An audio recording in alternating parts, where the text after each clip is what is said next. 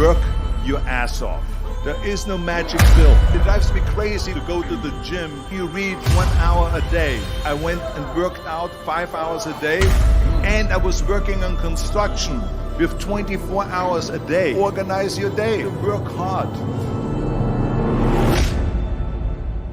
I'm here to talk about success.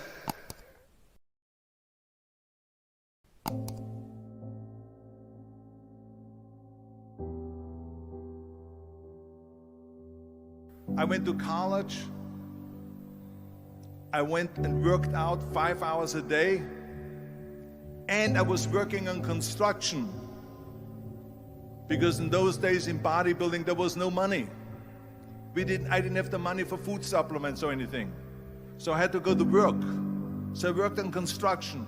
I went to college. I worked out in the gym, and at night from 8 o'clock at night to 12 midnight, I went to acting class 4 times a week.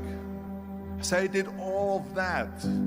There was not one single minute that I wasted. And this is why I'm standing here today.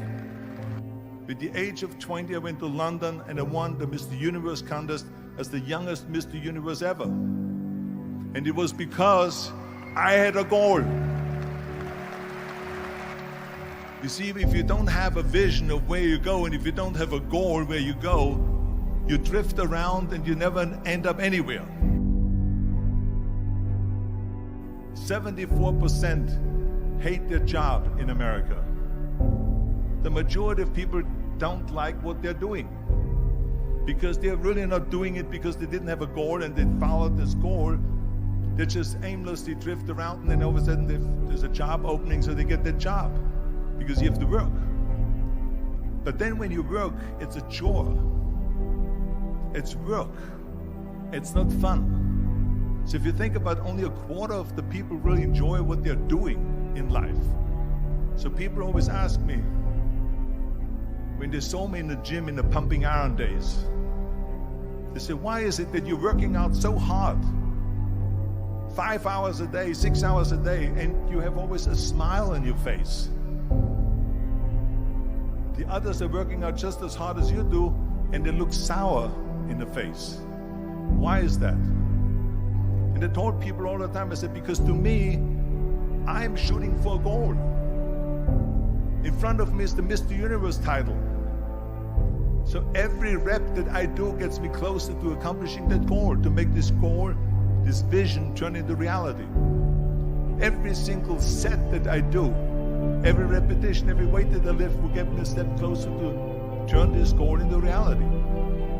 So I couldn't wait to do another 500-pound squat. I couldn't wait to do another 500-pound bench press. I couldn't wait to do another 2,000 reps of sit-ups. I couldn't wait for the next exercise. So let me tell you something, visualizing your goal and going after it makes it fun. You got to have a purpose no matter what you do in life. You got to have a purpose. And Muhammad Ali worked his butt off. And I saw it firsthand. And I remember that there was a sports writer that was there in the gym when he was working out and he was doing sit-ups. And they asked him, how many sit-ups do you do? And he said, I don't start counting until it hurts. Now think about that. He doesn't start counting his sit-ups until he feels pain. That's when he starts counting. That is working hard. And so you can't get around the hard work. It doesn't matter who it is. Work your ass off. There is no magic pill. There is no magic out there.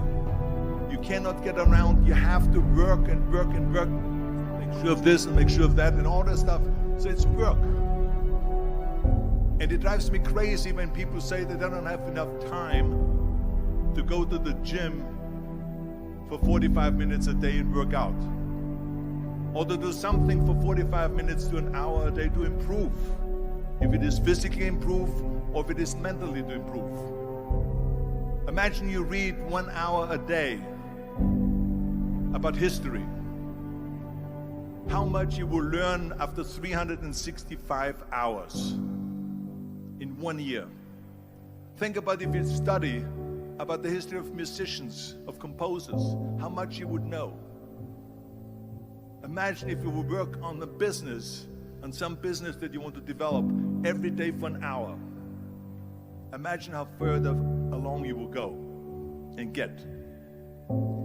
So it drives me nuts because when people say we don't have the time, we have 24 hours a day. We sleep 6 hours a day, so that gives you still 18 hours. So there's someone shaking their head out here in front to say probably, I don't sleep 6 hours, I sleep 8 hours, right? Or just sleep faster. So we have 18 hours a day. The average person works around 8 to 10 hours. So let's assume it's 10 hours, so we have 8 hours left. Then you travel around an hour a day, maybe 2 hours a day. So now you have still 6 hours left. So what do you do with these 6 hours? What do you do with these 6 hours? Then we eat a little bit, then we schmooze a little bit, talk a little bit to people and all that stuff. But you can see how much time there is available if you organize your day. So you got to work hard.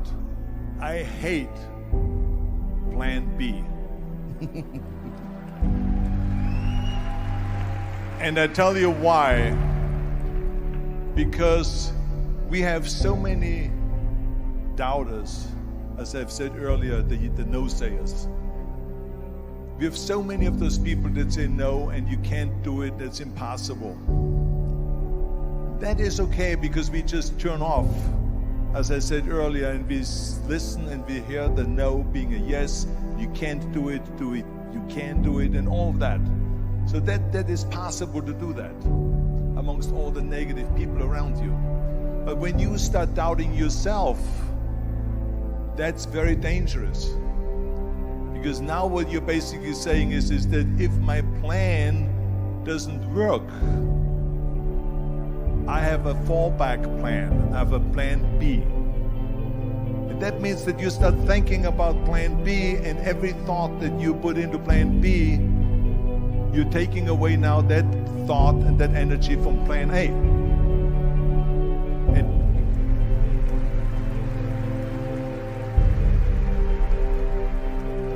And it's very important to understand that we function better if there is no safety net, because plan B becomes a safety net. It says that if I fail, then I fall and I get picked up and I have something else there that will protect me. And that's not good, because people perform better when there's no safety net. People perform better in sports and everything else if you don't have a plan B. I'm telling you, I've never ever had a plan B. I made a full commitment that I'm gonna go and be a bodybuilding champion. I made a full commitment that I'm gonna be in America. I made a full commitment that I'm gonna get in the show business and I'm going to be a leading man. No matter what it takes, I will do the work. I will do the work over and over and over until I get it. And the same was in politics and everything like that. So to me, it is very dangerous to have a plan B, because you're cutting yourself off from the chance of really succeeding. And the reason, one of the main reasons why people want to have a plan B is because they are worried about failing. What is if I fail, then I don't have anything else? Well, let me tell you something. Don't be afraid of failing, because there's nothing wrong with failing. You have to fail in order to climb that ladder. There's no one that doesn't fail. Michael Jordan said in one of his interviews, when they said, "You're unbelievable, you're the greatest basketball player of all times." I mean, tell me about that. And he says, well, you're just mentioning the successes. But he says, for me to become the greatest basketball player, I missed 9,000 shots when I was playing basketball at the NBA games. So during these games that he was so successful, he missed 9,000 shots. Does it make him a failure? No. He's one of the greatest basketball players of all times, but he failed 9,000 times. Do you get it? We all fail. It's okay.